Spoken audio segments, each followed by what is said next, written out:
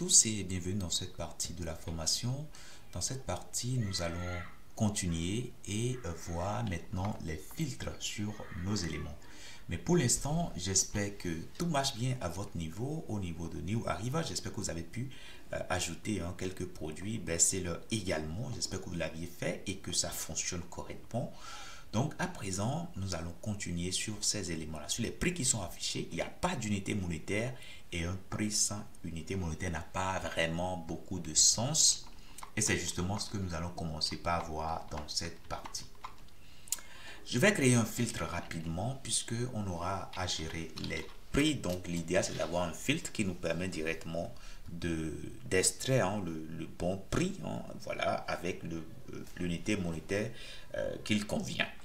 Donc, je vais commencer tout de suite par créer un filtre. Vous êtes habitués désormais. On va lui donner le nom Format Price. Voilà, on peut être plus précis. Format Product Price. Voilà, mais Price, voilà, ça peut aller comme ça. OK? Alors, l'idée ici, c'est de l'utiliser là où on affiche les produits. Donc, dans Product Item, je viens ici. Et là où j'affiche les prix, je vais penser tout simplement à utiliser ce filtre là. Alors, qu'est-ce qui est attendu au niveau de mon filtre? Ce qui est attendu, c'est tout simplement un prix, donc price, qui sera de type number. OK, number. Alors déjà, au niveau de product ici, bon, je regarde bien ici, c'est de type number, donc c'est parfait. Donc je mettrai ici number comme ça. Voilà. Après ça, j'attends également qu'on me donne en paramètre le produit. Donc, product. Product qui sera de type product. Voilà, là, je précise bien sa provenance. Alors, qu'est-ce que moi, je vais retourner? Je vais retourner quelque chose sous forme de... Pour l'instant, je mets any, mais je vais y revenir, ne vous inquiétez pas. Et là, nous allons commencer par travailler. Ce que nous recevons ici, qui signifie le prix, va nous permettre tout simplement de savoir la valeur qu'on veut formater. Le produit, on nous fournit cela. L'idée, c'est de pouvoir y récupérer tout simplement le currency. OK? Donc, c'est ce que je vais commencer par mettre ici. Const currency. Currency qui sera simplement égal à product.currency. Alors, après, je peux déstructurer et récupérer le currency comme ça, tout simplement. Une fois que cela est fait, je vais simplement retourner new Intel, voilà, international number format. Je vais indiquer la langue fr-fr comme ça, et là je vais mettre le style, donc style. Alors c'est bien ça, allez, style. Style, on pourra mettre ici currency. Currency, décidément. Voilà, currency.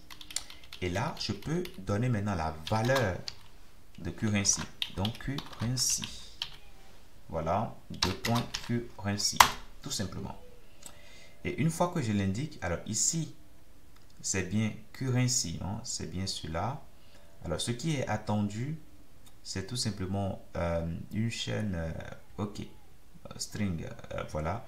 Donc ce qu'on va faire ici, on va plutôt changer rapidement ces strings là, les S majuscules on les met en minuscules pour éviter d'être embêté tout le temps. OK, donc on change tout cela, et une fois que cela est fait, les nombres également, on va penser rapidement à revenir là-dessus, donc voilà, comme ça, ça nous évite, voilà. Donc ça c'est bon, je peux revenir au niveau, voilà. Donc ici, le problème ne se pose plus. Maintenant, je vais utiliser maintenant point format et je vais indiquer la valeur, c'est-à-dire le price qu'on m'a fourni. Tout simplement. OK? Donc voilà ce que je vais faire ici, c'est tout. Maintenant, je peux utiliser le filtre avec format price et je peux le faire au niveau de product item. Je mettrai mon filtre ici, et je vais lui donner en paramètre product, c'est-à-dire le produit, excusez-moi, product, comme ça. Voilà, tout simplement. Maintenant, qu'est-ce qu'il me reste à faire? Alors, on me dit que ça peut être undefined. Oui, c'est normal. Donc, je vais penser à traiter ce cas-là. Donc, ici, c'est le type number. Je suis d'accord. Et ça peut être également undefined. Undefined. Voilà. Donc, j'ai traité ce cas-là. Ici, produite, ça peut être également, ça peut ne pas être défini. Donc, ici, je précise également que ça peut être undefined. Donc, je mets ici undefined, comme ça, tout simplement. Maintenant, c'est quand c'est défini que je serai en mesure de faire cette opération que j'ai ici. Donc, ici, je peux encore faire plus simple en mettant point d'interrogation là, pour dire que ça peut être aussi undefined. Voilà. Donc là, c'est bon. Alors, ici, comme ça peut être undefined, il faut qu'on vérifie d'abord est-ce que ça existe avant de faire l'opération. OK? Donc, ici, je vais plus déstructurer. Hein, je vais simplement dire, ben, je vais récupérer là-dessus. OK? Je vais récupérer là-dessus. Voilà, currency. Voilà. Donc, je mettrai un point ici. Voilà. Donc là, c'est bon. Si ce n'est pas défini, en ce moment-là, je peux rapidement mettre l'euro, OK, par défaut. Voilà. Maintenant, est-ce que le prix est défini? Au cas où ce n'est pas défini, donc price, on va regarder. Est-ce que c'est défini? Sinon, si ce n'est pas défini, alors si c'est défini, c'est bien. Sinon, on pourra mettre tout simplement 0, tout simplement. OK?